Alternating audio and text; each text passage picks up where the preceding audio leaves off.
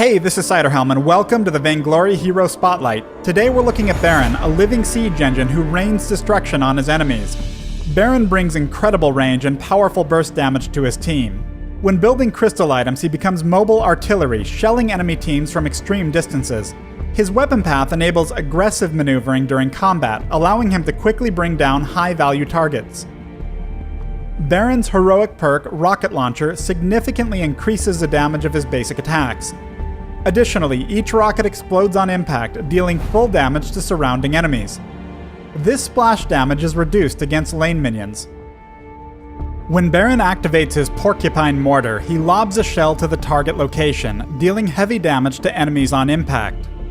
Baron can hold up to 2 shells at a time, allowing him to fire twice in rapid succession.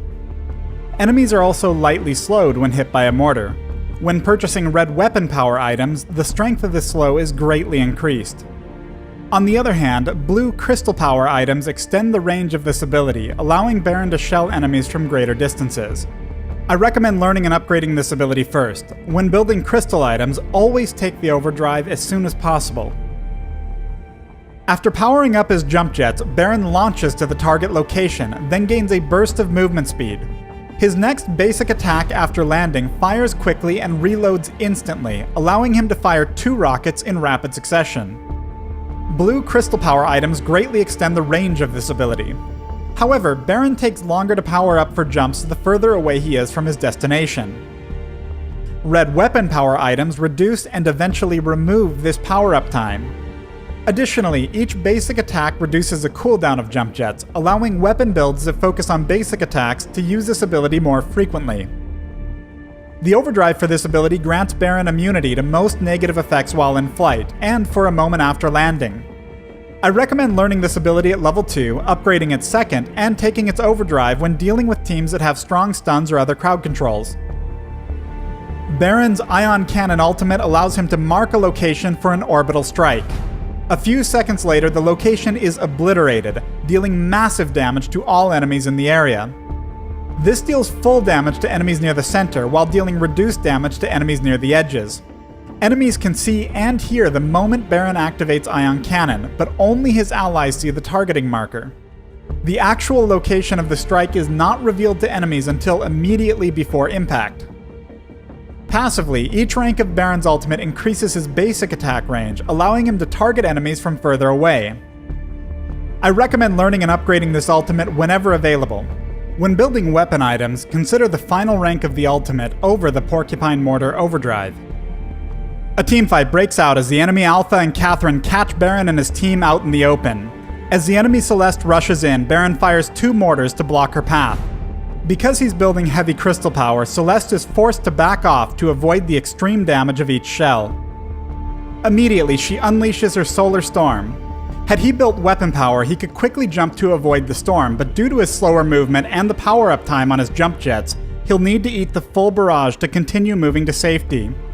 But Baron has just triggered his Ion Cannon. Despite outranging Celeste, she moves quicker and strikes faster than him, and his only chance to take her down depends on landing this ultimate.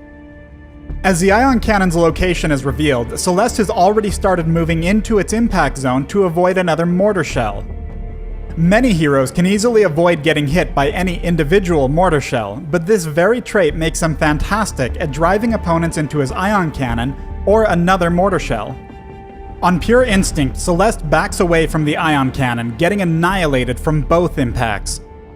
Alpha and Catherine move in, sealing Baron's fate. By splitting the team at the start of the fight, Baron was forced to spend his time covering his weaknesses rather than positioning for his damage and zoning. During this match, Baron and the enemy Jewel have been massive threats, with each team setting up to play to their strengths. Baron and Arden prepare for the inevitable fight as Saw baits the enemy team. The moment they dive in, Arden brings down the gauntlet. At this moment, Saw has already been stunned by Catherine and now rooted by Rhyme. However, Arden has managed to stun Jewel in the gauntlet walls, providing the only real chance Saw has of staying alive. Right now, Baron has 2 huge things going in his favor. First, the gauntlet walls allow him to safely stay close to the fight. Second, because Rhyme and Catherine are both focused on finishing Saw off, he knows exactly where to aim his mortars. He's already hit Rhyme once, and as the second shell lands, he'll hit him again. Saw backs off thanks to Arden's Vanguard just as the ion cannon strikes, erasing Catherine and Rhyme.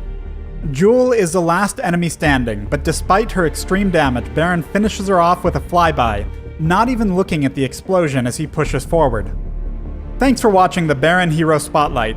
Download Vainglory free on the Apple App Store, Google Play, and the Amazon App Store.